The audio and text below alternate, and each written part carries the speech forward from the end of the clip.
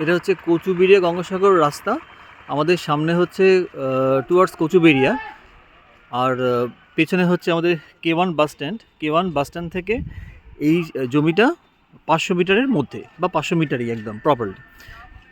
Towards Kachuberia বাঁহাতে পড়বে। শান্তনু এবার তুই বল। এই জায়গা এটা হচ্ছে এবছর নতুন প্রপোজাল অনুযায়ী রাধাগোবিন্দ বাস স্ট্যান্ডের নতুন একটা টেম্পোরারি বাস স্ট্যান্ড হচ্ছে। এরপর রাধাগোবিন্দ ক্লাবটা হচ্ছে এই ডান দিকে আছে। এইখানটা হচ্ছে বাস স্ট্যান্ডের মানে মেন র্যাম্পটা হবে এই জায়গাটাতে।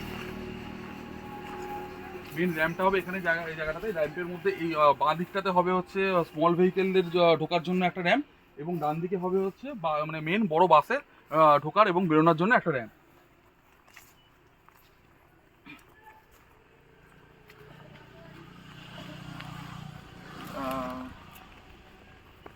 এই র্যাম্পের মধ্যে মাঝখানে একটা অ্যাডমিনিস্ট্রেটিভ চ্যানেল হবে, সেটা হবে এই আল বরাবর।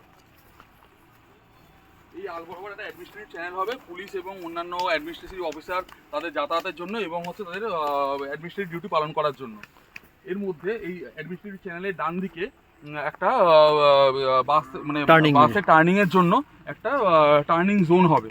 সেই টার্নিং জোনটা মোটামুটি হবে চওড়ায় প্রায় 34 মিটার এবং লম্বায় প্রায় 252 মিটার।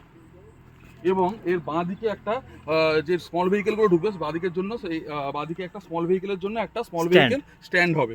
সেই স্ট্যান্ডটা চওড়ায় 33 মিটার এবং লম্বায় 106 মিটার।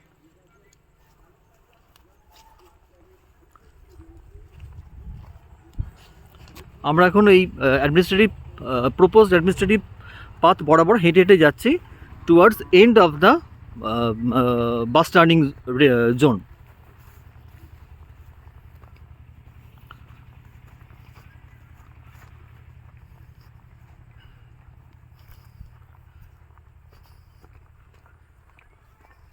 এখানে ঢোকার মুখে মানে সামনের দিকে এখানে প্যাডি ফিল্ড আছে এবং সামনে এখানে বেশ কিছু লো ল্যান্ড আছে।